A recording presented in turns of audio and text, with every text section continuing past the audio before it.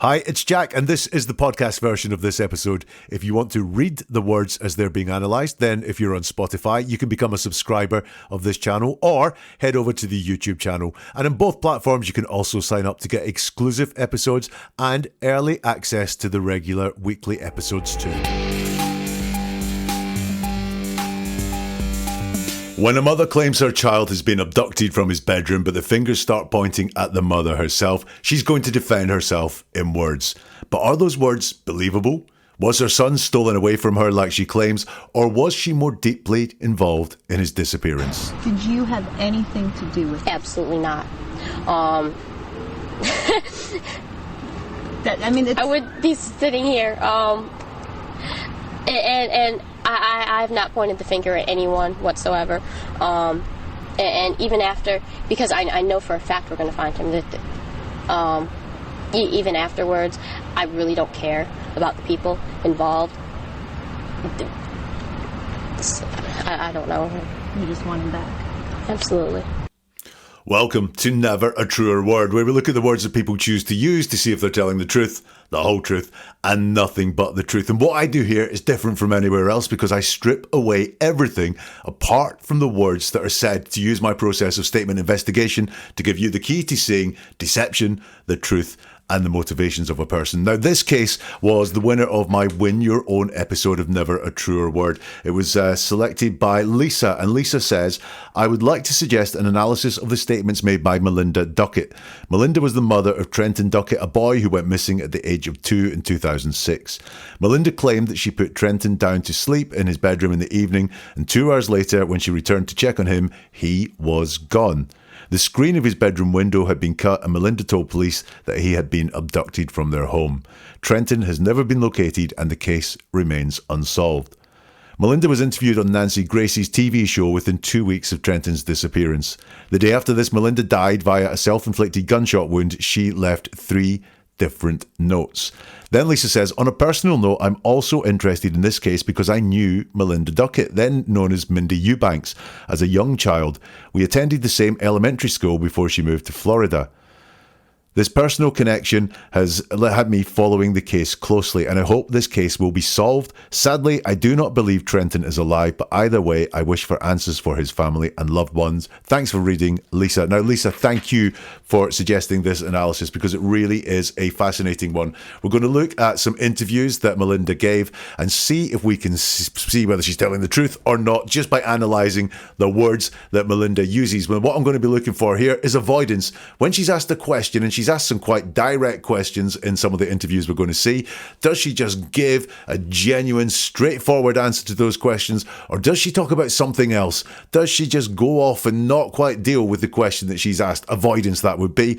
And also look for prepared storytelling. That's when she's got a narrative in her head that she may well have made up that she wants to tell. In fact, it's so important that she tells this story that it overrides everything else, everything she's asked, and the nuances of what it is she's talking about. If we see some of those, we might think this woman is hiding something. If we see none of those, then maybe this is a truthful woman and the fingers were being pointed at her unfairly. Are you ready to dive in then to the words of Melinda Duckett? Let's go.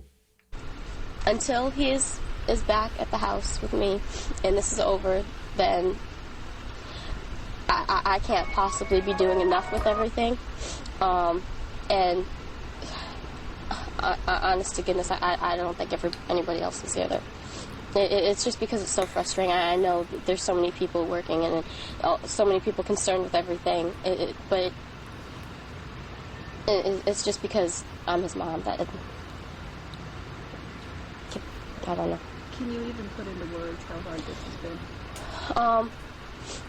Well, I was doing really good when I was talking to him until I saw one of the other kids over here, and I don't know. And through everything, I've been keeping, composure with everything and doing really well in the spotlight. So what are your thoughts listening just to that very first answer from Melinda? I don't know the question that was asked to get the very first words. It was just not on that video. But she does start by saying, until he is back at the house with me and this is over, then I can't possibly be doing enough with everything. Now, that very first line, until he is back at the house with me and this is over. That's very good for her. That's very hopeful. That doesn't show any guilty knowledge or anything like that at all. The very first thing I hear is reassuring. Until he is back at the house with me and this is over. Feels like there's nothing hidden in there. Feels like she is hopeful. Now, we've got this stutter on the I that comes next. Then, I can't possibly be doing enough with everything. Now, when we stutter, especially on the word I, it might mean that we've got some nerves about saying what comes next. Why would we have nerves about saying what comes next? If it's not true, we might have nerves about joining ourselves in that word I to what comes next, which is why we might stutter I. Now, I'm not going to point out every stutter Melinda makes as we go through this episode because she makes a lot of stutters. It seems to be almost like a baseline of talking for her. It's maybe something that she's learned to do. If she's not a very confident speaker, it gives her time to think if she stutters on words like I and. But it does suggest that we have some lack of confidence in the words here when she's stuttering with this I. She says, I can't possibly be doing enough with everything, and honest to goodness, I don't think anybody else is here. She stutters, not me. And honest to goodness, I don't think anybody else is here. So, got this honest to goodness coming there.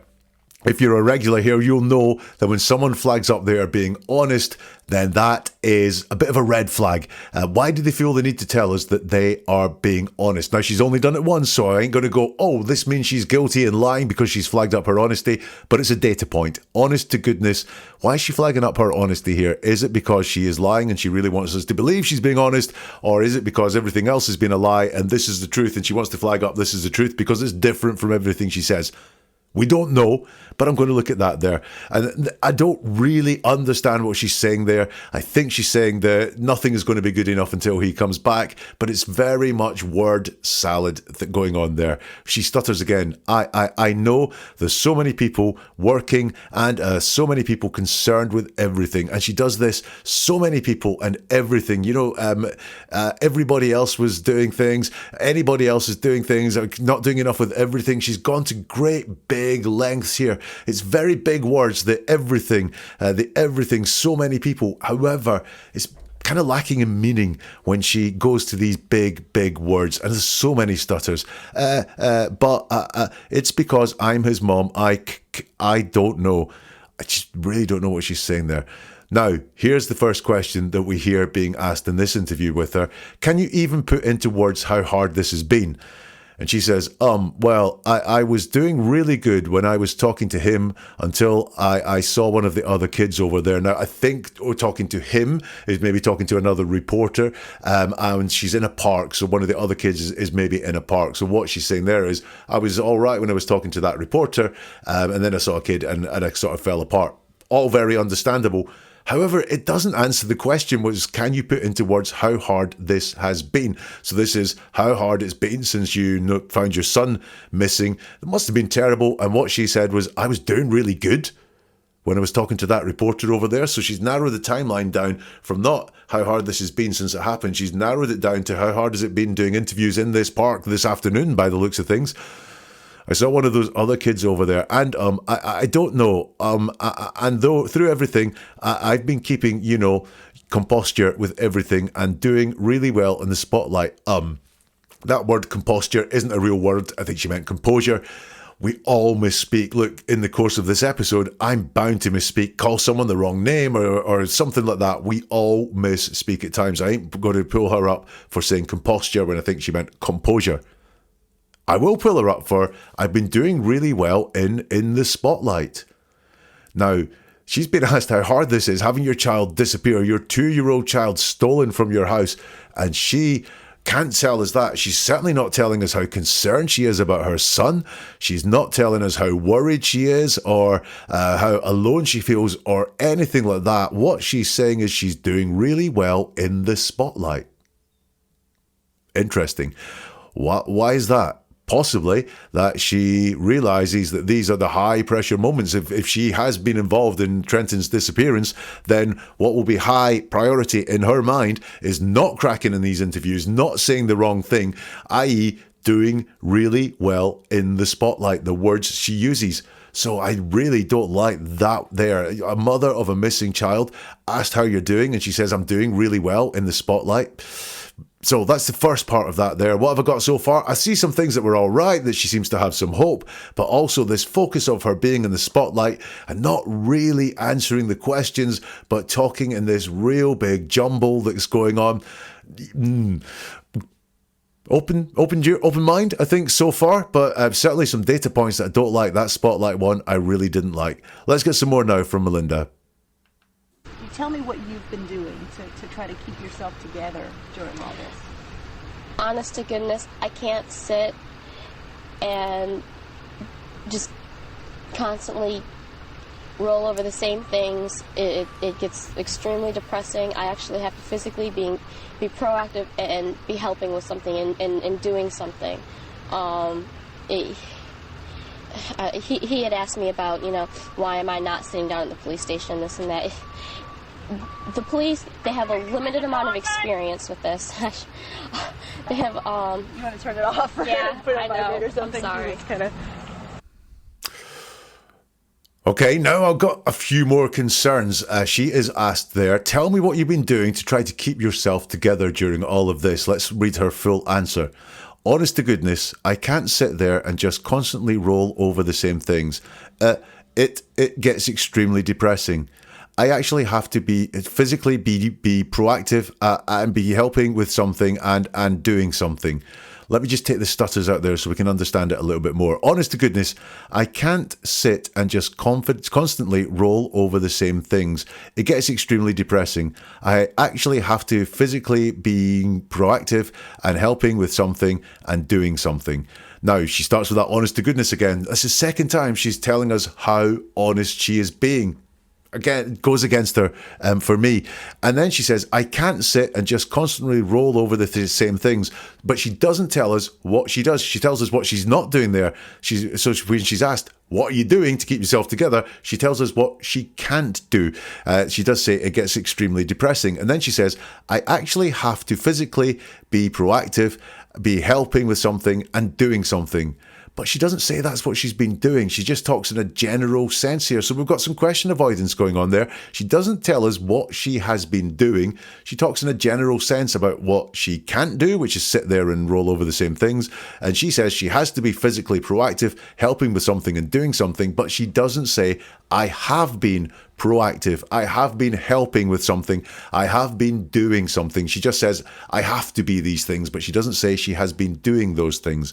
She then goes on to say, he had asked about, why am I not sitting down at the police station, this and that. The police, they have a limited amount of experience with this. They have, now this is extra. She was asked the question, which was, what have you been doing to try to keep yourself together during all of this? And she goes and talks about what someone, which I think might be Trenton's dad, who Melinda was separated from, he has asked about, why am I not sitting down at the police station?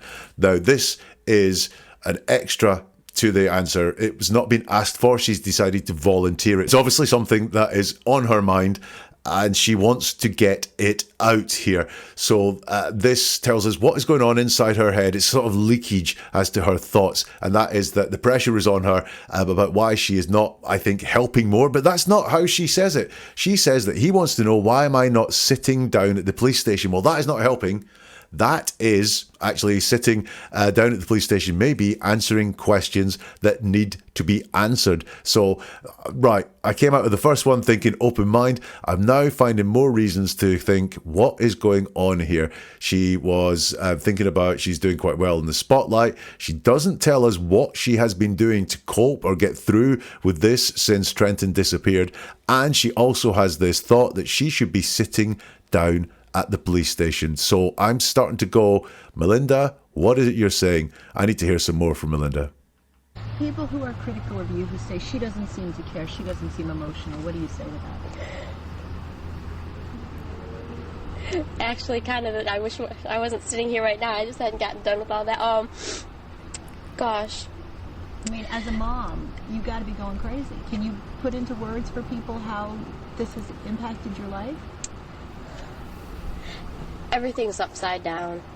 But if I don't keep myself together, at least during the day, keeping in contact with the authorities, particularly the FBI, answering any questions that I have, participating in absolutely everything that I possibly get my hands on as far as they go, then I'm not doing any good. And I have to be doing something to help with him. Did you have anything to do with it? Absolutely not. It's... I would be sitting here, and I have not pointed the finger at anyone whatsoever. And even after, because I know for a fact we're going to find him, even afterwards, I really don't care about the people involved. I don't know. You just want him back. Absolutely. So much in there. Let's dig into it. People who are critical of you, who say she doesn't seem to care, she doesn't seem emotional, what do you say to that? And Melinda's answer is actually kind of, I wish I wasn't sitting here right now. I just hadn't gotten done with all that. Gosh. I do not know what the answer to the question is. People who are critical of you say she doesn't seem to care, she doesn't seem emotional. What do you say to that? Actually, kind of, so not even fully, kind of, I wish I wasn't sitting here right now. I just hadn't gotten done with all that. Gosh, it's real, not a robust rebuttal there of what is put to her at all. And it gets worse as we go through this. The interviewer says, I mean, as a mom, you've got to be going crazy. Can you put into words for people how this has impacted your life? A very, very direct question. And she says, everything's upside down. So we do have an answer to the question. How has this impacted on your life? Everything's upside down. So therefore, I get it. She has actually answered the question. And look, whether she is innocent or guilty, I do guess when your child is no longer there and that's unexpected, then everything will be upside down.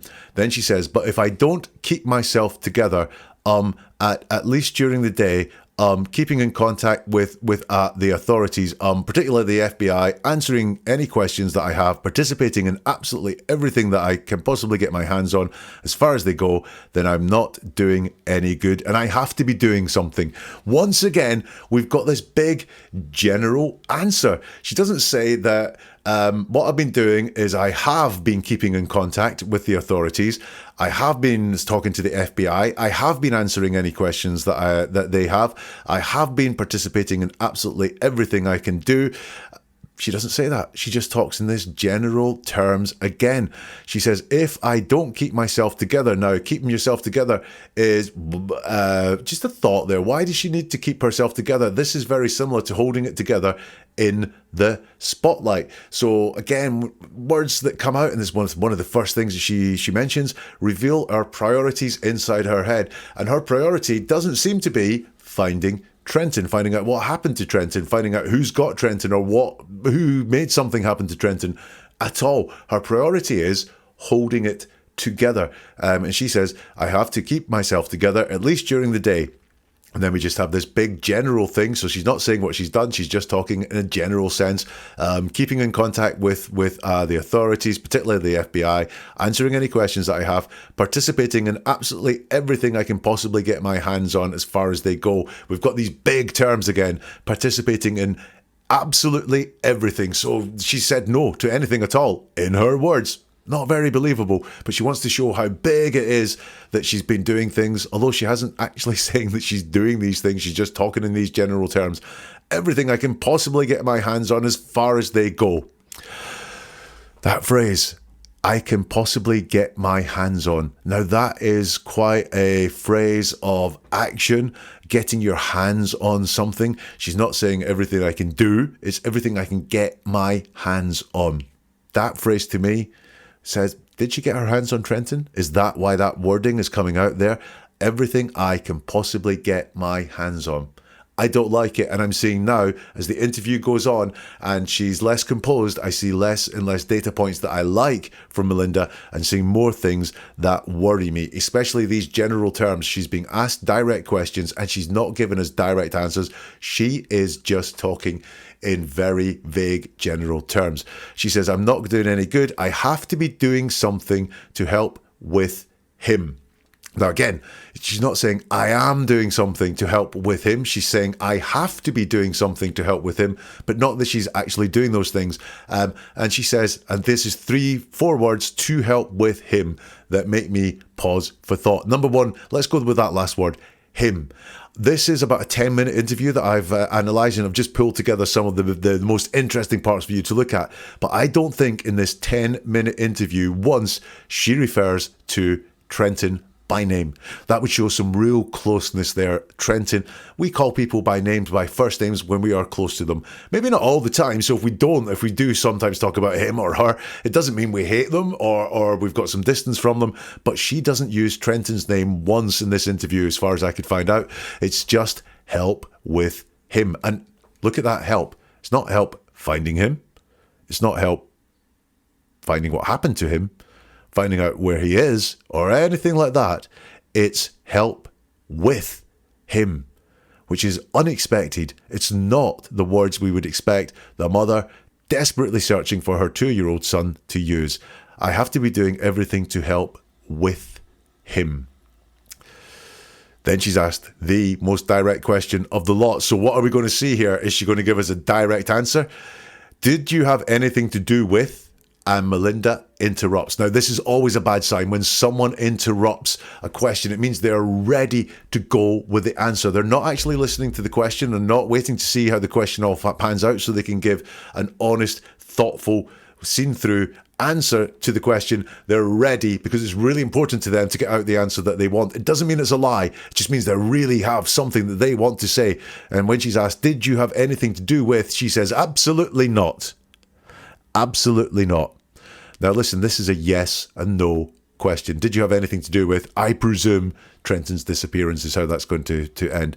There are only 2 possible truthful answers to that question. Yes, I did. No, I didn't. We're going to hear no, I didn't, because she's not going to sit and incriminate herself, or maybe she had nothing to do with it.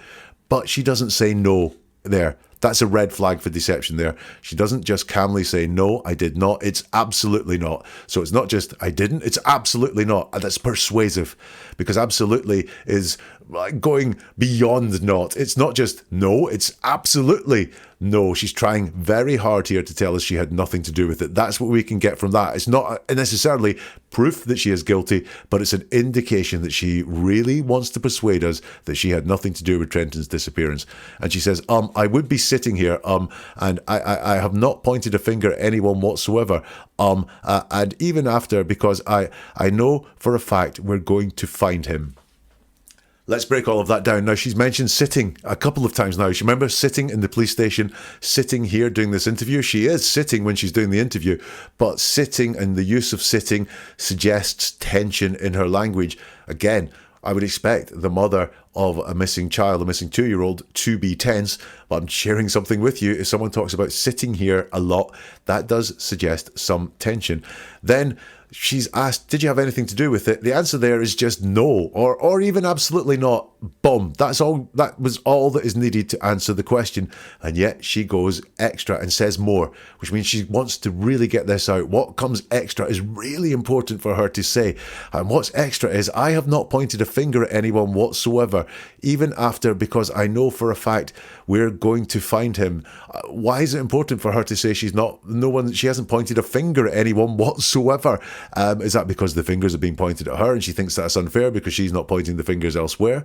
Is it some sort of veiled threat that if people keep pointing the fingers at me, I'm going to be pointing the finger at you? Leave me alone. Don't know. But she says, I know for a fact we're going to find him.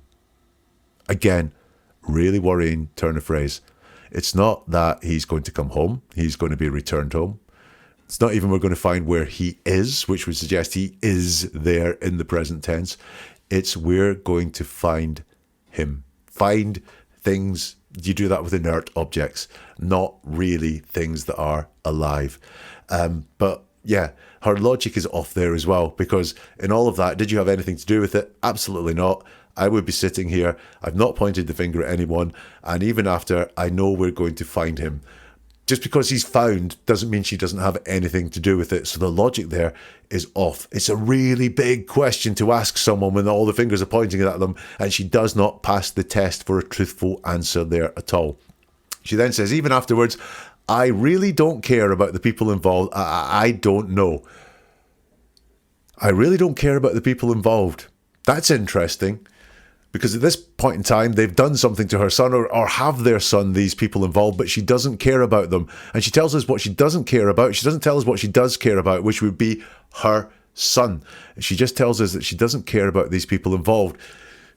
Is this just a really strange statement in the negative? Is that where her focus is? Or is that the fact that she may be involved and is looking internally for absolution for what has happened, and that she doesn't care about the people involved? But the interviewer has to ask the question, you just want him back, because she has not said once in this interview that she wants her son back safe and sound. She hasn't said that. So the interviewer has to ask her the question, you just want him back? And she says, absolutely. Not yes. Again, it's a question that can be answered yes or no. And she just says, absolutely, which is a convincing, persuasive word. It's not just yes, I do. It's I really, really do. So in that section there, the big questions are asked, and for me, she does not pass the test. The language used there is extremely concerning, that she is not giving a very reliable denial to the question, did you have anything to do with the disappearance of Trenton? Let's get some more from Melinda. What's your leading theory? What do you think happened?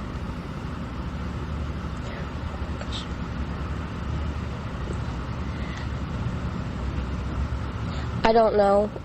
I know that after I found him missing, I took it very personally, because I am doing this on my own. Which being single, it was, fine. Everything was going great. But just the fact of, well, maybe when we were, I just checked on him, not even like 2 hours before that. Maybe it should have been like an hour or something, or maybe I should have, done something else, or and things keep going through your head, and it just keeps getting worse with time. But you never think somebody's going to come into your house and take your child. I mean, that's just so... I know, because you're supposed to be safe at home. I haven't even been staying there. I've been staying with family or friends or anything that I can to not be alone. Was anything else of his missing? A favorite stuffed animal or a favorite toy or anything that he took around all the time? Not when he was gone. The police had come in and taken different things for his scent and whatnot, but other than that, there wasn't anything that I knew of that was missing. Did he have a favorite toy or a favorite stuffed animal or something? He didn't have anything that he would cry if you took away, but when he went to bed, he would cuddle with, he had actually a brown stuffed dog that the police actually took, but he would love that thing. Quite a long answer there from Melinda. What's your leading theory is the question. What do you think happened? And we have a 7-second pause. So that suggests to me that she does not have a leading theory formed, because she doesn't answer very quickly, or she does have a leading theory and she doesn't want to share it. So she's thinking of what it is that she should say that will answer this question. And after 7 seconds, the best she can come up with is, I don't know. I don't know. 7 seconds of thinking, what's your leading theory, to get I don't know. She says, I know that after I found him missing, I took it very personally, because I'm doing this on my own, which being single, it was, fine. So she brings up the concept of being single and doing this on her own. I think there is some issues going on there. Very obvious that being single, maybe having been left by the father. I don't know. Maybe the circumstances of the split are very important to her. Maybe very rancorous split or something like that. But when she's asked about the theory and what happened to her son, who's been missing, who's just disappeared from her house in the story that she tells, what she talks about is being single. That's the very first thing she does. She uses the phrase, after I found him missing.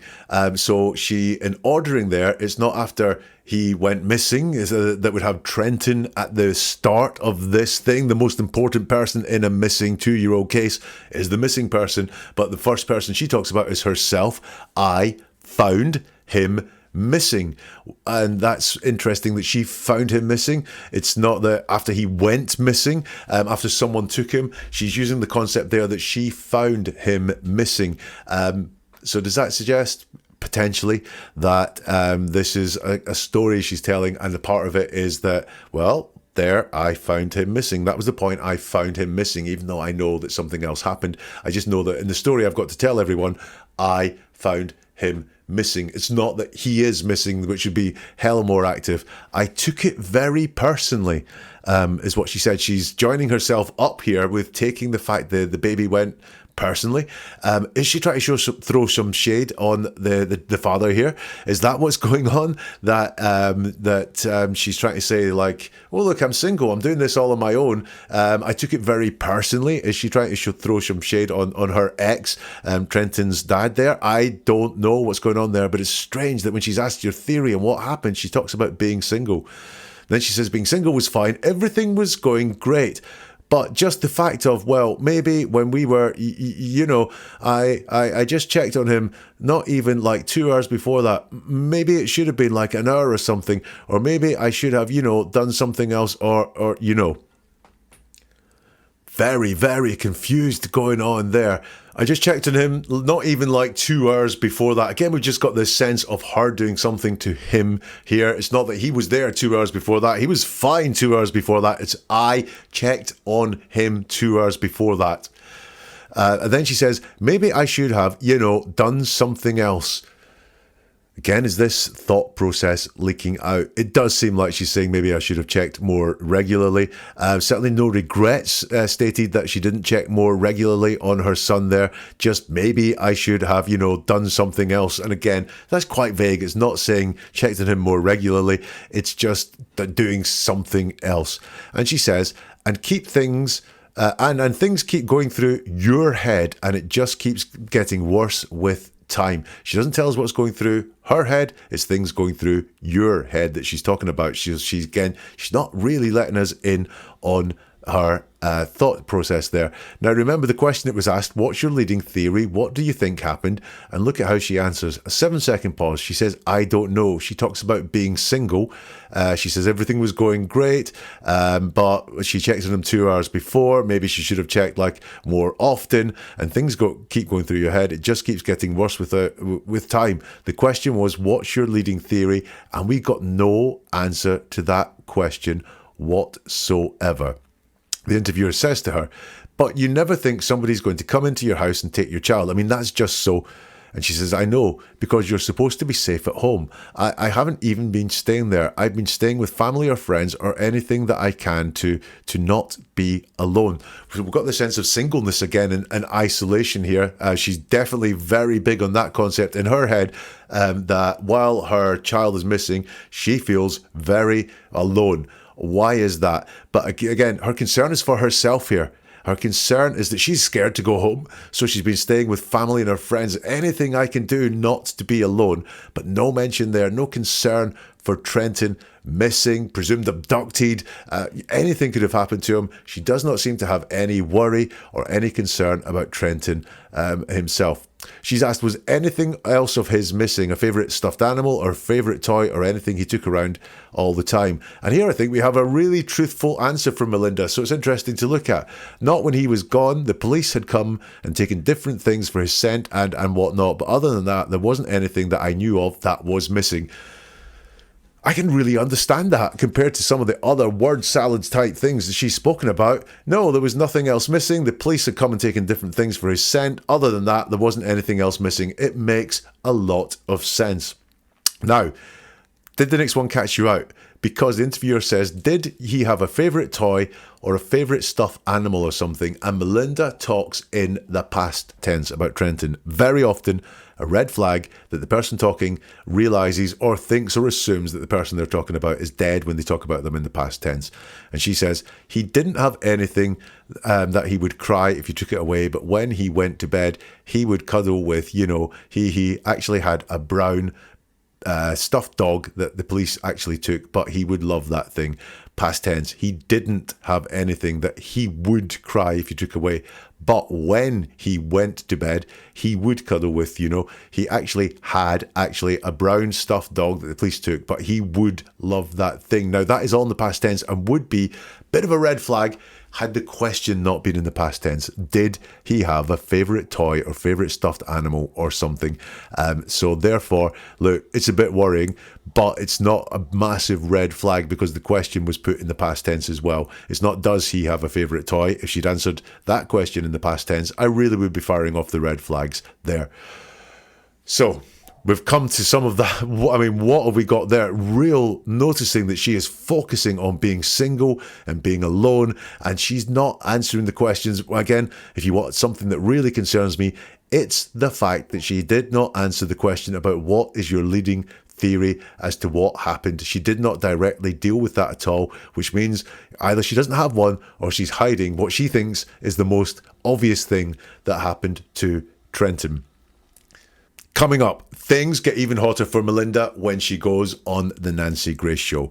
Do you ever feel like you're not hearing the full story, which is kind of what I feel like we're seeing in this episode? Well, you're right, it is happening all the time, and not just in true crime, but all around us. So I'm here to give you the key to seeing deeper, because this is about hearing the world with new ears, and I'm on a mission to share this with as many people as possible. So if you want to unlock that secret, then subscribe to this channel, follow it if you can, join the movement. Dive into the archives as well. I have so many episodes on missing children similar to this one for you to explore in the archives. There's a treasure trove of cases waiting to be explored. And do you know someone who needs this skill in their life, someone who deserves to hear the truth? Then please hit the like button, share this, recommend it to them, pass it on, because every click, every share, it fuels the fire and allows me to dig deeper, analyze further, and bring this life-changing skill to even more people. I regularly hear from grateful audience members who've navigated tricky situations in their life using the listening skills they've learned on this channel. So your like, your share, your recommendation could help someone like that. It's a great gift to give. Let's do this together. Let's go back to Melinda's words. Tell me about him. Tell me about Trenton. What's he like? What's his personality like? Very friendly, very outgoing. Thank God he was so easy growing up with me. We were just getting him to potty training. He was talking and saying words, and his personality, he would make you laugh when you really needed it. I don't know.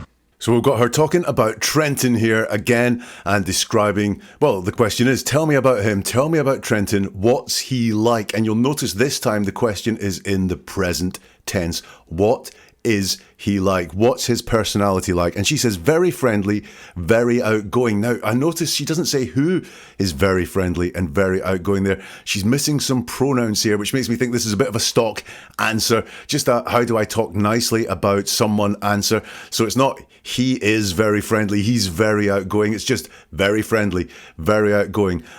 Thank God he was so easy growing up with me. We were just getting him to potty training. He was talking and saying words, and his personality, he would make you laugh when you really needed it. I don't know. Have you spotted the past tense there? She's talking about Trenton in the past tense, not what we expect when we hear someone talking about a person who is living. So thank God he was so easy growing up with me. Now that's all right in the past tense because that is about the past. He was so easy when he was growing up. He's 2 now. But then the past tense kicks in. That worries me. We were getting him to potty training implies it's not happening anymore. He was talking. That implies talking is not happening anymore. He would make you laugh when you really needed it. Again, implying that this is not happening anymore. And then she says, I don't know. Very strange way of answering from a mother about what is your child like, finishing off there with I don't know. Now that, again, is a data point that really concerns me, because now Melinda is talking about Trenton in the past tense. Let's listen to the last clip from that interview. Have they polygraphed you? No, they haven't. Anything you want to add? I mean, can you tell us about Trenton's personality? I mean, what's he like? Is he lots of energy or kind of quiet or? No, he's very outgoing. He can go into a room of people that he doesn't even know and just, start getting everyone going and everything. And he loves coming here. I'm trying to not, look over there. But no, he absolutely loves the outdoors, loves, getting out and doing things and meeting people, loves playing with kids too. Absolutely. What do you think happened here? You think somebody came through that window? Or? Well, I mean, that's the only way that they could have. It was obviously tampered with. I was sitting right out in the living room. And there really is no other. We've gone over things so many times. Can you walk me through what happened when you went in there, when you went to check on him? It's just the same thing that the police are saying with all of it. So. You just noticed him gone and noticed the window, or? Yes. Okay, so the very first question there is really revealing, and will become more revealing as we look at the Nancy Grace interview still to come. She is asked, have they polygraphed you? And she says, no, they haven't. Now, that is a very short answer. It's a yes-no question. Have they polygraphed you? There are two possible answers. Yes, they have. No, they haven't. And she gives one of them. No, they haven't. It's very short. It's very succinct. I believe this. I believe she hasn't been polygraphed. And this is what a truthful answer looks like. Simplicity reveals, complexity conceals, as we will see when we look at the Nancy Grace interview. But this is what Melinda looks like when she's telling the truth. It's short. It's to the point. It directly deals with the question that she's asked. She's then asked, anything you want to add? Can you tell us about Trenton's personality? I mean, what's he like? Now, the interviewer has already asked this question. I think she wants to get something more out of it, potentially for a clip for the news that's short and concise, but really means something. She maybe feels that she hasn't had a lot from Melinda here. Is he lots of energy or kind of quiet? And he says, no, he's very outgoing. He can go into a room of people that he doesn't even know and just, start getting everyone going and everything. And he loves coming here. So you'll notice she's now talking about Trenton in the present tense, which is what we would expect if you think someone is alive. He can go into a room. He loves coming here. She says, I'm trying not to, look over there, but no, he absolutely loves the outdoors, loves, getting out and doing things and meeting people, loves playing with kids too. Now, I do wonder if there is something suspicious going on here. Trenton loves the outdoors. Does she know right now that Trenton is outdoors? Is this her trying to bring some kind of peace to herself, saying that Trenton loves the outdoors, i.e., I'm trying to pacify myself and say that he is happy now. He's outdoors and he loves the outdoors. She's then asked, what do you think happened here? And this is the second time we've seen her being asked, what do you think is going on? Do you think somebody came through that window? And once more, she just gives us a really woolly answer to what do you think went on. She says, well, I mean, that's the only way that they could have. It was obviously tampered with. I was sitting right out in the living room. Now, that obviously word is a convincer. It's don't, ask if the window was not tampered with. It was obviously tampered with. If you doubt this, then there is something wrong with you. The window was obviously tampered with. She could have just stated very plainly, like she did with the polygraph, it was tampered with. But she wants to convince us that this window was tampered with by saying it was obviously tampered with. She says there really is no other. We've gone over things so many times, i.e., I've said this lots of times. There's nothing else to say. I'm not going to go into any detail for you. Why is that? I mean, does she want to save some time here in this interview? Is she desperate to get somewhere?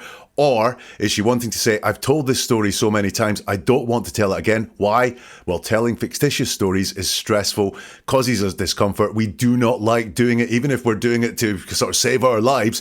It's still uncomfortable telling a lie. So is that what is going on here?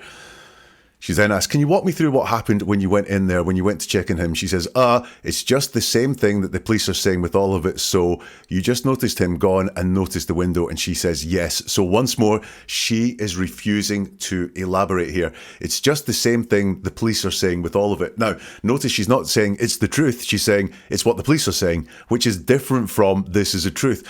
Liars often look to consistency, to say the same story's been told over and over and over again, therefore it must be true. Is that what we're seeing here? Is she saying it's the same thing that's been said again and again and again, so believe it, it is the truth? But she's not elaborating. She's the mother of a 2-year-old boy who is missing, and she's refusing to elaborate on what happened when she found him missing, even though that could be helpful in raising the awareness of the case, or any clues or anything like that. But she is refusing to do that. So I've got to say, got some big suspicions going on here about Melinda just from that interview. So let's go on to the Nancy Grace interview now, which happened shortly after the one that we've just looked at. As often with Nancy Grace interviews, a whole load of people involved, including Trenton's dad, but we're just going to look at what Melinda said in the main in this interview.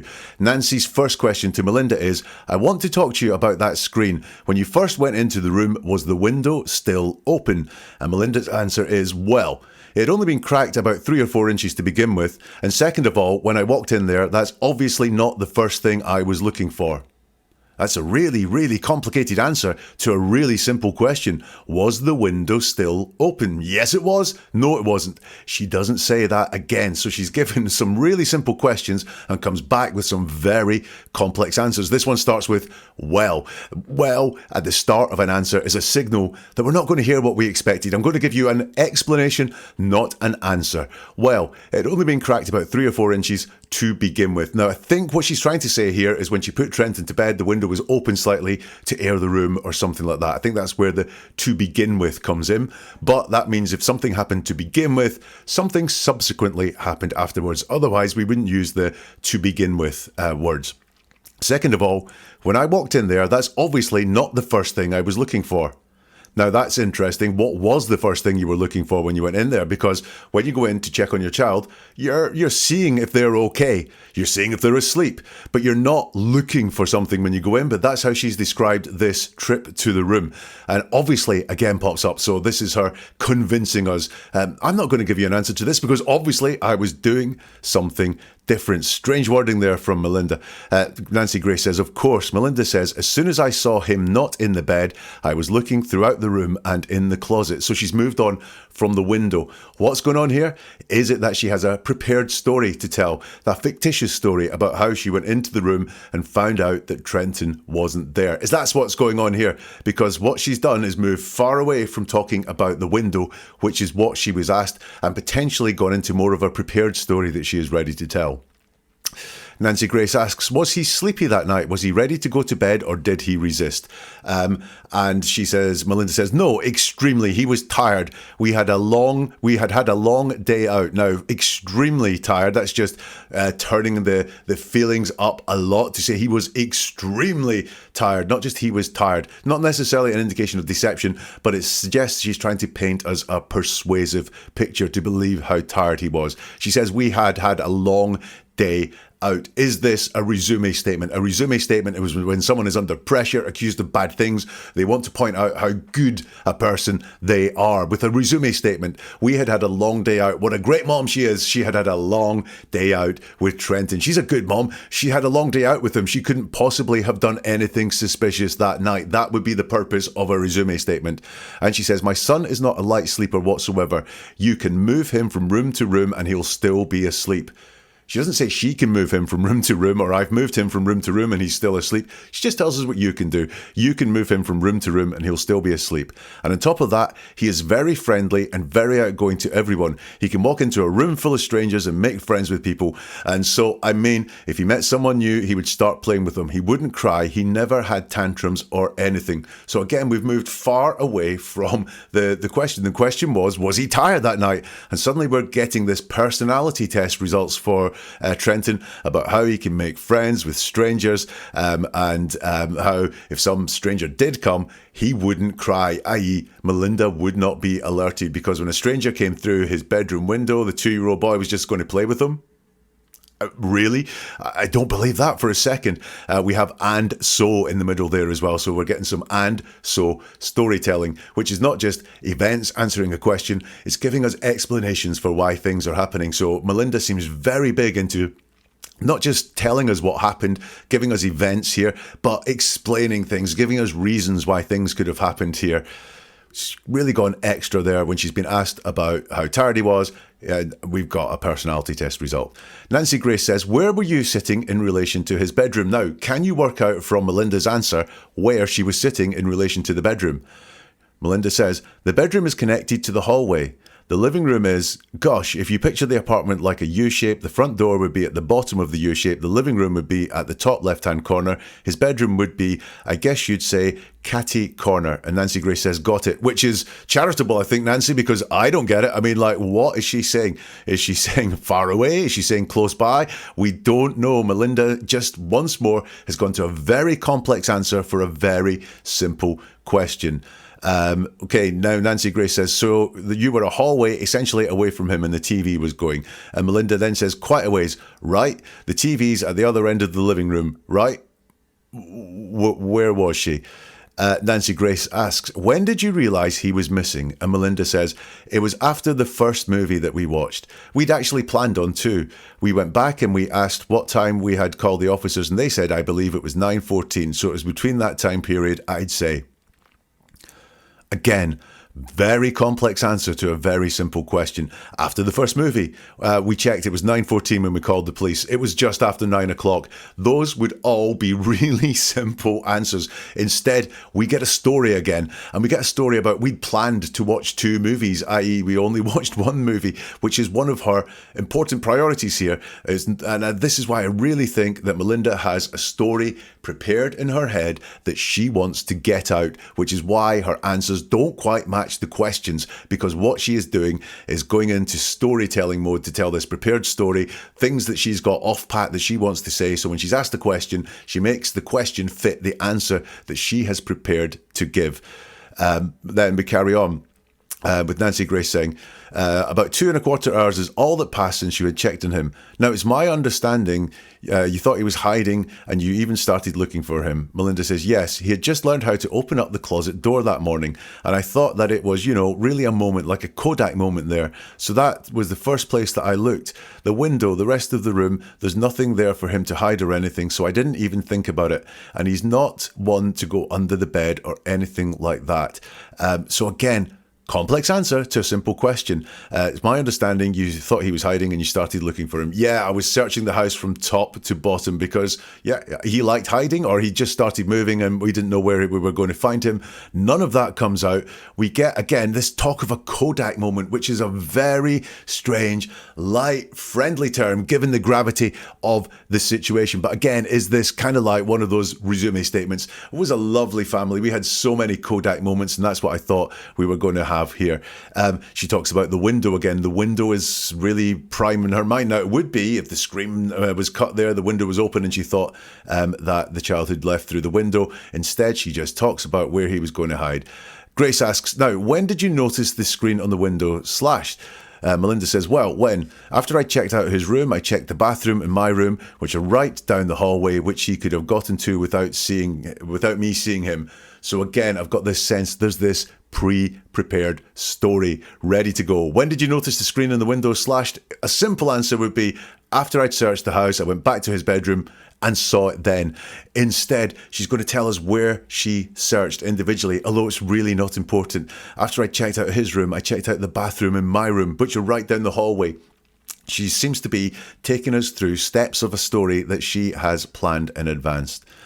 Melinda then goes on to say, like I say, he doesn't ever do this kind of thing, so it would have been extremely unusual. But when you're in a panic, so this is her talking about you again, not about her. She's not giving us her personal experience here. When you're in a panic, you want to check every possible thing there is.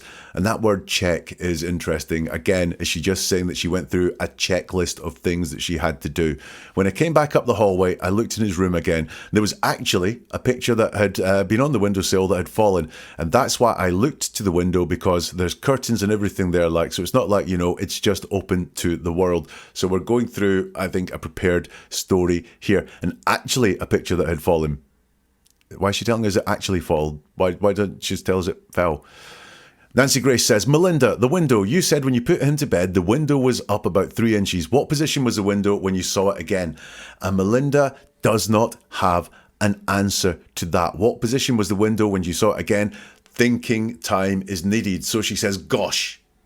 Then there's some crosstalk, and then Melinda continues. The window was open, and the screen.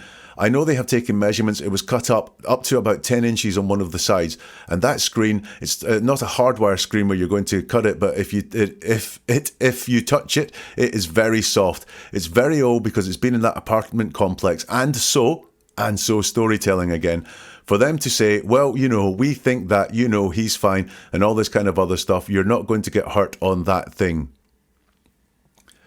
Letting in there, I think that she thinks that the people who have Trenton had Trenton's best interests at heart. Now, taking Trenton from his bedroom would not be having his best interests at heart, but this person thinks that if he goes out the window, he's not going to get hurt on that thing. So in her theory, when she has not been very good at sharing theories, but in a theory she shares here, is that the person or the people that did this to Trenton have Trenton's best interests at heart. They care for him. Very interesting. Okay. Here comes an interesting question. Remember the polygraph question from the interview that we looked at previously? Have you taken a polygraph? No, I haven't, is what she said. Nancy Grace asks the same question. Out to Melinda Duckett. This is Trenton's mom. Melinda, have you taken a polygraph? And Melinda says, I've spoken to the investigators and Joshua is on the outside loop of it. And as far as the investigative techniques are concerned with polygraph, stress test, physical searches, interviews, etc., my family and I have fully cooperated with law enforcement and... Nancy Grace is about to cut her off. But what did I say? Simplicity reveals complexity conceals. So in the interview, she said, no, I haven't taken a polygraph. I believe that. It was very simple. It was very straightforward. Here, has she taken a polygraph? Well, she doesn't say yes or no. And as I said at the time, there are only 2 possible answers. But here she doesn't. She's covering something up. She's covering something up with complexity. She probably hasn't taken a polygraph, because if she had, she would say yes. Or maybe she has taken a polygraph and failed it and she does not want to get into that conversation.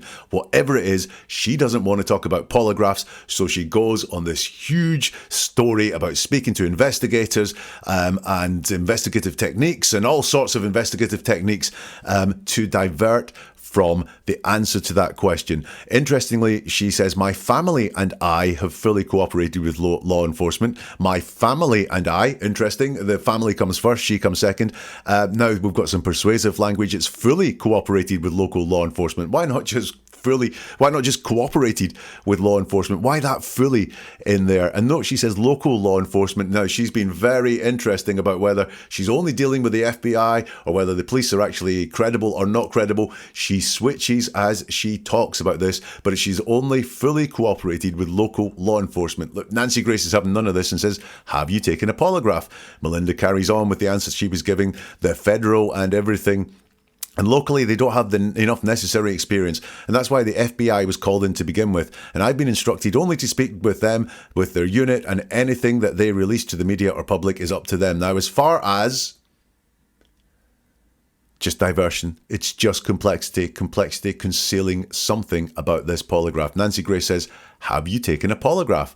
Melinda just carries on with her words, or anything. Like I said, I mean, anything that I do or anything is in cooperation with them. I'm doing everything they want me to. But as far as details and everything, I mean, I'm leaving everything up to them. An interesting thing there, which is Melinda saying, again, I'm not going to give you any details. I'm giving details that someone else can do the details. I'm not going to do the details. Why would that be? Well, again, if she's gone into this prepared story that she has where she's got certain facts locked down that she wants to get across. But when we do that, when someone asks us a question that's out the left field or that we haven't covered off in our planning, we just divert. We talk about something else. And here, she is not going to go into any more details. Nancy tries one last time. Have you taken a polygraph? I've done everything they've asked me to, is Melinda's reply. So we've got, I would say she hasn't done a polygraph. She's refused to take a polygraph, but she might have done a polygraph and does not want to talk about the results. Compare what Melinda does there to the question that Trenton's father, Josh, is asked. Nancy Grace says to Josh Duckett, have you taken a polygraph? There are two possible answers, yes, no. And he says, yes. Nancy Grace says, did you pass it? And Josh says, they didn't say whether you pass or fail, but the response was favourable, they said. Now, interesting, they don't say whether I passed or failed, would be more close and reassuring, but Josh says they don't say whether you pass or fail, or they didn't say whether you pass or fail, but the response was favourable, they said. So when he's asked, did he do a polygraph, he is very, very straightforward with his answer. So that's the Nancy Grace interview. Sadly, the day after that, Melinda decided she didn't want to be here, and she left a couple of notes behind, which I will look at because they're not quite right for here, but I will look at in a member's special or a subscriber on Spotify's special. So keep a look out for them. So Melinda Duckett, I mean, what do I think about Melinda? Look, there was just some real interesting things missing from all the interviews we looked at. No concern for Trenton at all, just none. Her 2-year-old son was missing at the time, and she expressed no concern for Trenton at all, no desire to find out what had happened to him either in those interviews that we saw. What we did see from her was a strong desire to step us through her story, the story that she had ready. So even when she was asked questions that didn't quite relate to what happened, she went back to this story that she wanted to go through step by step by step, and a huge, huge focus on herself. So listen, did Melinda Duckett have anything to do with Trenton going missing? I've got to say yes. I've got to say, overwhelmingly, the data points inside the interviews that I've looked at say that her statements are extremely unreliable. And why would that be if she had nothing to do with the disappearance of her son? Thank you, Lisa, for suggesting that. If you entered the competition, thank you for so much for your suggestions. I've taken a note of every single suggestion that was there, and hopefully we'll get to some of them in future episodes of Never a Truer Word. NeverATruerWord.com is the website. There you will find a whole load more podcasts and videos, including a lot on missing children and the parents of missing children, if you want to decode what they're saying. NeverATruerWord.com is the website. You can also get in touch on the socials there. Do let me know what you think of Melinda's words. You can let me know in the comments here if you can, or contact on the socials. Like I say, you can find all of those listed at neveratruerword.com, and we'll see you soon for something new from Never a Truer Word.